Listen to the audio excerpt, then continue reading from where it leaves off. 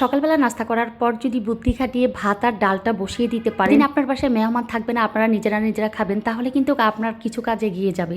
আপনি দুপুরের জন্য যেগুলো গুছিয়ে নেবেন তার আগে হচ্ছে ভাত আর ডাল বসিয়ে দিবেন, ডাল হলে আবার আরেকটা গুছিয়ে আরেকটা বসিয়ে দিবেন। এভাবেও কিন্তু কাজ এগিয়ে নেওয়া যায়। কিন্তু যেহেতু আজকে চট্টগ্রামের ঐতিহ্যবাহী খাবার নিয়ে আবারও লেগে পড়ে গেছি, তো সেই ক্ষেত্রে আমার আজকে একটু প্যারাজাতীয় কাজ। তো প্যারাজাতীয় কাজ বলতে কাঁঠালের বিচি নিয়ে সেই সকাল থেকে যুদ্ধ করছিলাম। গতকালকেও শেয়ার করেছিলাম যে কাঁঠালের বিচিটাকে আমরা কিভাবে পরিষ্কার করতে পারি। এক আপু দেখিয়েছিল যে গরম পানি দিয়ে বোতলে ভরে ঝাঁকে দিলে উপরে পলেপটা চলে যায়। আদৌ কতটুকু যায় চিন্তা করছি। তবে আমি ওই যে পাটায় একটু ঘষে নিয়েছি, আমি আর জেসমিন দুজন মিলে যুদ্ধ করে হচ্ছে পাটায় ঘষে কোনো রকম উপরের পলেপটা ফেলে দিলাম। ছাদে পাঠালে ভালো হতো, ছাদের যে কোনো এক পাশে একটু ভালো করে পরিষ্কার করে পানি দিয়ে দেন, ওখান থেকে ঘষে আনলে তাহলে মনে হয় আরেকটু তাড়াতাড়ি উপরের পলেপগুলো চলে যেত। তারপরেও বাসায় চেষ্টা করলাম, যেহেতু হাতের কাছে সব করছি, বাসায় তাড়াহুড়ো করে আবার ছাদে পাঠাবো, আবার নিজেরা দেখবো না, আবার ওরা আসবে, ওয়েট করতে হবে। তো সেজন্য দুই হাতে হচ্ছে কাজ করছি, একদিকে রান্না বসাচ্ছি, একদিকে ওদের সাথে সাথে নিজেও কাজগুলো এগিয়ে নিচ্ছি, নিজেও চেষ্টা করছি যে কাঁঠালের বিচি রসুন সব কিছু গুছিয়ে নেওয়ার জন্য। এতক্ষণে হয়তো বা বুঝে ফেলেছিলেন গতকালকে আমি কি অসমাপ্ত রান্নাকে সমাপ্ত না করে আপনাদের থেকে বিদায় নিয়েছিলাম। কারণ আমার বাসার রান্নাগুলো এত সকাল থেকে দুপুর, দুপুর থেকে রাত, এত বেশি রান্না, আমি লং টাইম আপনাদের এত ধৈর্য নাই হয়তোবা আমার এই ব্লগটা দেখার। যতটুকু দেখছেন, যারা খুবই আন্তরিকতা দিয়ে দেখছেন তাদের জন্য হয়তোবা ছোট্ট একটা ব্লগ, কিন্তু যারা খুবই ব্যস্ততম লাইফ পার করছেন তাদের জন্য এতটা সময় নেই, তাই আমি অফ করে দিয়েছি। অসমাপ্ত কালকে ব্লগটা ছিল। বাসায় যত হেল্পিং হ্যান্ড থাকুক না কেন, আমি কোনো কাজকে অবহেলা করি না। যতক্ষণ পর্যন্ত নিজের হাতে সময় থাকে বা নিজে তাড়াহুড়ো করে কাজ কমপ্লিট করার জন্য একটা প্যারা থাকে, ততক্ষণ পর্যন্ত আমি বসে থাকি নাই। মানে ওদের সাথে সাথে আমি চেষ্টা করি যে কাজগুলো গুছিয়ে নেওয়ার। তো এখানে হচ্ছে প্রথমে লাউ আর ডাল আর হচ্ছে ভাত বসিয়ে দিয়েছি, এগুলো হচ্ছে স্টেপ বাই স্টেপ নামিয়ে ফেলছি। এদিকে হচ্ছে যে রান্নাটার জন্য একটু টাইম দিতে হয়। কাঁঠালি বিচি তো সবার একটা প্রিয় খাবার, কার কার প্রিয় খাবার অবশ্যই বলবেন। কাঁঠালি বিচিটা আমার অনেক পছন্দের একটা খাবার। কাঁঠাল অতটা না খেলেও আমি বারবারে বলি কাঁঠালি বিচিটাকে আমি অনেক বেশি যত্ন করি। তো এই কাঁঠালি বিচিগুলোকে ভালোভাবে ঘষে দেন হচ্ছে আমি ওই যে সুপারি কাটার যে জাতা আছে, জাতা না পাওয়াতে হাতের কাছে ছুরি দিয়ে হচ্ছে ভাগ করে নিচ্ছি, আর হচ্ছে বারবার উপরের ফলেপটা ফেলে দেওয়ার চেষ্টা করছি। তো এদিকে প্রায় অনেকগুলো রসুনকে হচ্ছে আমি ছিলে তারপর দুই ভাগ করে রেখেছি। কাঁঠালি বিচিগুলোকে ভালোভাবে পাটায় ঘষে কাঁঠালি বিচিগুলোকে দুভাগ করে রেখেছি। এখন হচ্ছে ধুয়ে পরিষ্কার করে সব গুছিয়ে নেওয়ার পালা। তো শাকগুলোকে একদম বেসিনে ঢেলে দিয়ে বেশি করে পানি দিয়ে উপর থেকে আমি শাকগুলো নিয়ে নিয়েছি আস্তে আস্তে, যাতে বালিটা নিচে বসে যায়। অনেক আপুরা আমাকে বলেন, আপু শাক মাছ সব আপনি বেসিনে ঢেলে দিচ্ছেন। আপুর শাক মাছ যাই বেসিনে ঢালি না কেন, আমি প্রতিদিন একবার চেষ্টা করি পুরো গরম পানি দিয়ে পুরো বেসিনটাকে ভিমবার দিয়ে একবার পরিষ্কার করে নেওয়া। এবং রান্নার কাজে ব্যবহার করা বা ধোয়ার কাজে ব্যবহার করার আগেও কিন্তু আমি বেসিনটাকে একবার পরিষ্কার করে সাবান দিয়ে ধুয়ে নিই, যাতে জীবাণুমুক্ত থাকে। জীবাণু থাকবে কোথায়, সারাক্ষণ তো ধোয়া হচ্ছে, যাই ধোয়া হচ্ছে না কেন সবে তো নিজেদের খাবার, জীবাণুটা থাকবে বা কোথায় থেকে। গরম পানি দিয়ে একবার বেসিনটাকে দুপাশে গরম পানি দিয়ে একবার বেসিনের হচ্ছে দুপাশ পরিষ্কার করে রাখি। এদিকে হচ্ছে শাক ধুয়ে নিলাম, রসুন ধুয়ে নিলাম, তারপরে কাঁঠালি বিচি ধুয়ে নিলাম।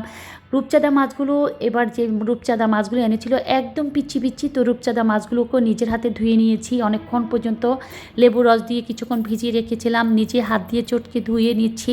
যখন দেখলাম যে মাছটা একটু ভালোভাবে ফ্রেশ হয়েছে মনে হচ্ছে, তখন আবার হচ্ছে লবণ দিয়ে, দেখেছেন হয়তোবা, লবণ দিয়ে অনেকক্ষণ পর্যন্ত হাত দিয়ে পরিষ্কার করে দেন হচ্ছে পরিষ্কার পানি দিয়ে আবার চটকে পরিষ্কার পানিটা যখন মাছে আসলো তখন মাছগুলো ধোয়ার জন্য রেডি হয়েছে বা পরিষ্কার পরিচ্ছন্ন হয়েছে, এটা যখন ভেবেছি তখনই হচ্ছে মাছগুলো আবার রান্নার জন্য বা ভাজির জন্য রেডি করছি। আমি শেয়ার করছি মাছগুলোকে কী করছি। মাছ ধোয়াটা কার কাছে কেমন লাগছে, প্রচুর প্রশংসা পাচ্ছি, প্রচুর আপুদের কমেন্ট পড়ছি। আমি কিন্তু প্রতিটা কমেন্ট পড়ি, বাট রিপ্লাই দেওয়াটা এতটা মানে সো টাফ আমার জন্য, মানে এতটা ব্যস্ততম লাইফ পার করছি আলহামদুলিল্লাহ। মানে আপনাদের কাছে এটা মন খারাপের বিষয় নয়, বাচ্চাদের পরীক্ষা চলছে, দুইজনেরই পরীক্ষা চলছে, আবার বাসায় লোকজন থাকে, আপনার ভাই বাসায় আছে, আপনার ভাই বাসায় থাকলে অল টাইম আপনার ভাইকে সময় দিতে হয়। আর এটা তো সবার জন্যই, যখন যেমন শুক্র শনিবার যাদের হাজবেন্ডরা বাসায় থাকেন চাকরিজীবী, তো তারা কিন্তু জামাইকে অবশ্যই সময় দেওয়ার চেষ্টা করেন, সেম টু আমারও চলছে ওভাবে। তো সব কিছু একদম হাতের কাছে গুছিয়ে নিচ্ছি। কিছু রান্না তো কমপ্লিট করেই ফেলেছি, ডাল ভাত আর হচ্ছে লাউ রান্নাটা। তো এদিকে মাছ ধোয়াটা কার কাছে কেমন লাগছে অবশ্যই জানাবেন, কারণ মাছ ধোয়া হচ্ছে মাছ মাংস এগুলো যত ভালো করে ধুয়ে পরিষ্কার করে নিজে রান্নার কাছে যাবেন তখন আপনার নিজেরই রান্না করতে ভালো লাগবে। তো আমি সব কিছু গুছিয়ে নিয়েছি আর চট্টগ্রামের বিখ্যাত খাবারটাকেও গুছিয়ে নিয়েছি। গতকালকে আমি দেখিয়েছিলাম যে কাটা বেছে আমি পরিষ্কার পরিচ্ছন্ন করে রাখছি, দেন হচ্ছে আজকে রান্নার জন্য রেডি করছি। তো এদিকে হচ্ছে বাদাম ভর্তা করব, বাদামও নিয়ে নিয়েছি। অনেক আইটেম করছি আজকে, লাউ রান্না, তারপরে হচ্ছে ডাল রান্না, ভাত রান্না। এদিকে হচ্ছে প্রথমে সরিষার তেল আর সয়াবিন তেল দুটাই ইউজ করেছি, হয়তোবা খেয়াল করেছেন। আস্ত কয়েক কোষ রসুন আর হচ্ছে পেঁয়াজ কুচি, তারপরে পেঁয়াজ বাটা, রসুন বাটা, অল্প পরিমাণে আদা বাটা, হলুদের গুঁড়ি, মরিচের গুঁড়ি, লবণ পরিমাণ মতো দিয়ে দেন হচ্ছে প্রথমে হচ্ছে লোট্টা শুটকিটাকে আমি কষিয়ে নিচ্ছি। আমি কিন্তু কাঁঠালি বিচি এখনও ইউজ করি নাই, এখনও কিছু রসুন ইউজ করি নাই। আমি যেভাবে রান্না করতে ভালো লাগে বা মনে হয় যেন এভাবে সব কিছু ভালো থাকে, তো সেই জন্য হচ্ছে প্রথমে ইচ্ছা মতে প্রায় 10 থেকে 15 মিনিট চুলার জাল কমিয়ে দিয়ে লোট্টা মাছটাকে একদম ভালোভাবে হচ্ছে কষিয়ে নিই। একটু সিদ্ধ হয়ে আসছে মনে হলে যে 3 ভাগের 2 ভাগ যে লোট্টা মাছটা মোটামুটি সিদ্ধ হয়েছে, তখনই হচ্ছে আমি লোট্টা মাছে বাকি উপকরণগুলো দিচ্ছি। এদিকে হচ্ছে লোট্টা মাছটাকে আমি চুলার ভাপে রেখেছি বা চুলার তাপে রেখেছি। এদিকে হচ্ছে চিংড়ি মাছ দিয়ে হচ্ছে শাক রান্না করব। তো পালং শাক আর লাল শাক একাত্র করে দিয়ে চিংড়ি মাছ দিয়ে রান্না করছি আজকে। এভাবে কে কে রান্না করেন তাও জানাতে পারেন। আমার কাছে মনে হয় লাল শাক আর পালং শাক একসাথে রান্না করলে খারাপ লাগে না, ভালোই লাগে, কারণ শাক রান্নাটা এভাবে বেস্ট মনে হয়। তো এদিকে হচ্ছে সব কিছু চুলার উপরে দিয়ে একটু রূপচর্চার কাজে চলে যাচ্ছি। তো আমি হচ্ছে আসলে রিসেন্টলি হচ্ছে কি এত এত রোদ্রের তাপ, বাইরে যেতে হয়, আবার হচ্ছে বাসায় রান্নাঘরে থাকতে হয়। তো সেজন্য আমি একটা পেজ থেকে অলওয়েজ হচ্ছে এই কম্বোটা সবসময় নিচ্ছি। তো এই কম্বোটা হচ্ছে প্রথমে ফেস ওয়াশ দিয়ে হচ্ছে আপনি মুখটাকে ভালো করে ধুয়ে নেবেন, 5 থেকে 5 মিনিট একদম ফেস ওয়াশটাকে ইউজ করবেন। তারপরে হচ্ছে আপনি ডে ক্রিম, তারপর হচ্ছে নাইট ক্রিমটা ইউজ করতে পারেন। তো এই উপকরণগুলো ইউজ করার ফলে হচ্ছে আপনার মেস্তার দাগ, ব্রণের দাগ, চোখের নিচের কালো দাগ, তারপরে হচ্ছে পুরা যে আপনার যে একটা ব্রাইটনেস কমে যাওয়া মুখের, ওই ব্রাইটনেসগুলো বাড়বে। এখন ত্বকের উজ্জ্বলতা বাড়াবে, ত্বককে সতেজ রাখবে। একদম হাতে তৈরি, এখন ওনাদের নিজস্ব প্রোডাক্ট খোয়াতে কোনো কেমিক্যাল ছাড়া হচ্ছে এই কম্বোটা আপনি ইউজ করতে পারেন। বা আমি করে আসছি, আমি অলওয়েজ করি, আজকে আবারও অর্ডার করেছি।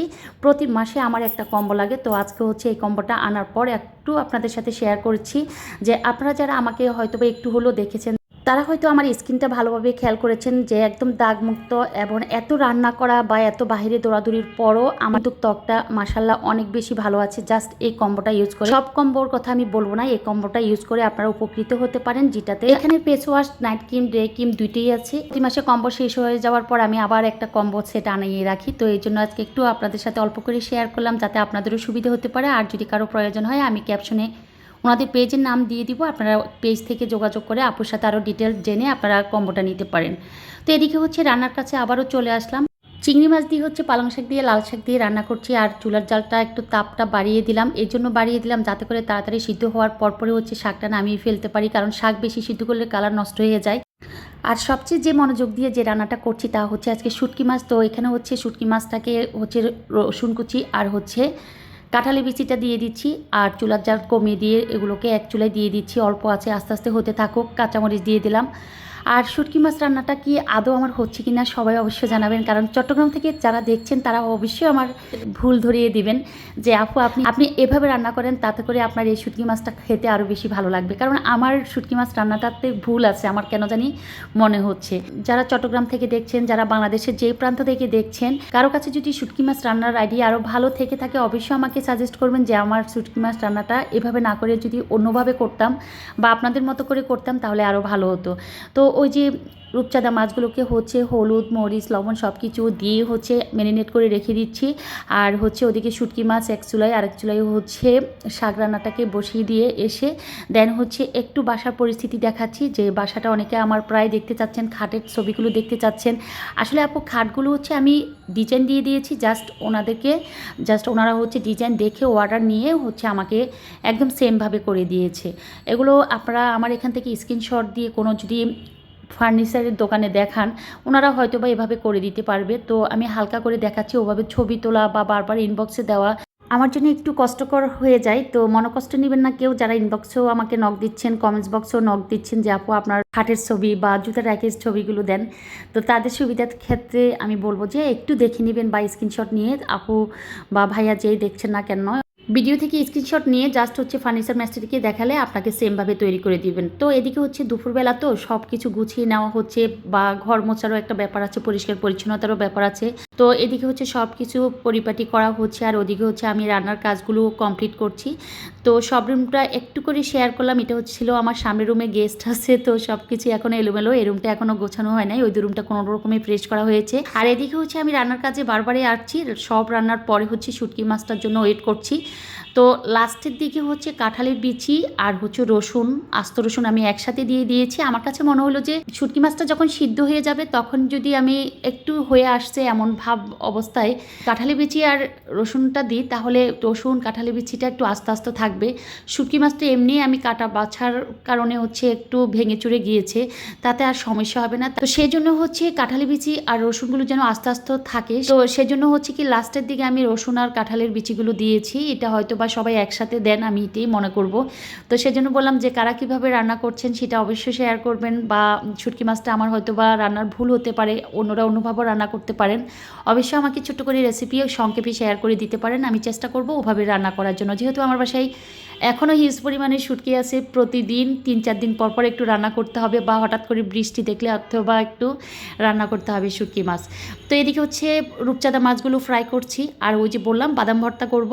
তো বাদাম ভর্তাগুলোকে নিজেই তাড়াতাড়ি করে বেটে নিচ্ছি, কারণ এর জন্য বেটে নিচ্ছি বা ফিশি নিচ্ছি। আজকে রান্না বান্না তাড়াহুড়াগুলো যেন শেষ হচ্ছে না। তো একদম 2:30 বেজে গেছে, আমি এখনও গোসল করতে পারিনি। তো সেই জন্য হচ্ছে তাড়াহুড়ো করে নিজেই ভর্তাটা বেটে নিচ্ছি। ওরা হয়তো বা আস্তে ধীরে বাড়তে বাড়তে আরও টাইম লেগে যাবে। আর অ্যাকচুয়ালি হচ্ছে রূপচাঁদা মাছগুলোকেও হচ্ছে আমি ফ্রাই করে উঠিয়ে নিচ্ছি একটা একটা করে, কারণ রূপচাঁদা মাছগুলো এতটা ছোট, রান্না করলে ভেঙে যাবে, খেতে ভালো লাগবে না, আবার ভাজলেও কেমন জানি কতটুকু খাওয়া যায় করে হচ্ছে মাছগুলো শেষ করার চিন্তাভাবনা করছি। এদিকে হচ্ছে বাদাম ভর্তাটার সাথে হচ্ছে আমি পেঁয়াজ কুচি দিয়েছি। পেঁয়াজ কুচি আর বাদাম হচ্ছে একসাথে বাটলে হচ্ছে কি বাদামটা যেহেতু শুকনা, পেঁয়াজের যেই পানিটা থাকে ওই পানি হচ্ছে বাদাম ভর্তাটা করলে সবচেয়ে বেটার হয়। কিন্তু একদম ইজি একটা ভর্তা, এমন একটা স্বাদের ভর্তা। তো ভর্তা করতে হচ্ছে ওই যে পেঁয়াজটাকে থেতলে নিচ্ছি, তারপর হচ্ছে পোড়ামরিচ, তারপরে ধনিয়া পাতা, পরিমত লবণ। আর বাদামটা যখন আমি ভর্তা করতে চেয়েছিলাম তখন বাদাম কিন্তু শুকনো থাকে, ওই যে বারবারে বলছি পানি না দিয়ে আপনি যদি পেঁয়াজটাকে একটু থেতলে বাদাম সহকারে বাটেন, তাহলে পেঁয়াজের রসে হচ্ছে বাদাম ভর্তাটা আরও ভালো লাগে, খারাপ লাগে না। তো এই তো পোড়ামরিচ দিয়ে দিলাম। আমার কাছে বাদাম ভর্তাটাকে একদম পোড়ামরিচ দিয়ে বেশি ভালো লাগে। কিছু কিছু ভর্তা আছে যেগুলোর মধ্যে কাঁচামরিচ হালকা ভেজে দিলে ভালো লাগে, আবার কিছু কিছু ভর্তা আছে পোড়ামরিচ না দিলে ভালো লাগে না, আবার কিছু কিছু ভর্তা কাঁচামরিচ দিতে হয়। তো এই তো ধনিয়া পাতা, তারপরে হচ্ছে লবণ পরিমাণ মতো, আর হচ্ছে পুরো বাদাম ভর্তাটাকে এখন হচ্ছে পাটার উপরে একবার চেষ্টা করছি যে মেখে নেওয়ার জন্য। আসলে ভর্তা প্রিয় আমরা বাঙালি, ভর্তা একটা রাখলে সবচেয়ে বেটার হয়। আমার কাছে সকালবেলার ভর্তাগুলো সবচেয়ে বেশি ভালো লাগে দুপুরের চেয়ে। আর যেহেতু সকালবেলা এখন ইদানিং আমি ভাত খাচ্ছি না, বা সবাই ভাত খাচ্ছে না, সবাই রুটি বা অন্য আইটেম খাচ্ছে, তো সেজন্য সকালবেলা ভর্তা বানানোটা রিসেন্টলি আমার বাসায় হচ্ছে না, যে দুপুরবেলার জন্য। এই জন্য মাঝে মাঝে একটু কাঁঠালি বিচি ভর্তা, তারপরে বাদাম ভর্তা, বরবটি ভর্তা, এই ধরনের ভর্তাটা রাখার চেষ্টা করি। আর হচ্ছে শুটকি মাছে হচ্ছে জিরা গুঁড়ি দিয়ে দিলাম, যেটা হচ্ছে ভেজে রাখা জিরা গুঁড়িটা, যেটা আমরা মাংসে ইউজ করি। আমার মা বলতেন এটাকে বগ্নি। যদি দক্ষিণাঞ্চলের কেউ নোয়াখালী ডিস্ট্রিক্টে দেখে থাকেন তাহলে বুঝতে পারবেন আমার শব্দটা, এই শব্দটা কী শব্দ ছিল। তো এটাকে অন্যভাবে কেউ নেবেন না, ও এক এক অঞ্চলে এক এক মানে শব্দটা ইউজ করা হয়, সেই ক্ষেত্রে আমি ইউজ করলাম। তো অনেক কিছু রান্না করার পরও হচ্ছে রান্না অসমাপ্ত। তো ভাত রান্না, তারপরে হচ্ছে একটু মাংস ছিল, এগুলোকে গরম করে টেবিলে দেওয়া, তারপরে হচ্ছে লাউ রান্না করেছি, ডাল রান্না করেছি, শাক রান্না করেছি, বাদাম ভর্তা করেছি, শুটকি মাছ রান্না করেছি। শুটকি মাছ রান্না করতে গিয়ে সে লং টাইম আমাকে অনেক কিছু গোছাতে হয়েছে, ধৈর্য ধরতে হয়েছে। সব কিছু মিলিয়ে আজকে ব্লগ অনেক বেশি বড় হয়ে গিয়েছে। তো সবাই সুস্থতা কামনা করছি, ভালো থাকবেন সবাই, আল্লাহ হাফেজ, আমার জন্য দোয়া করবেন।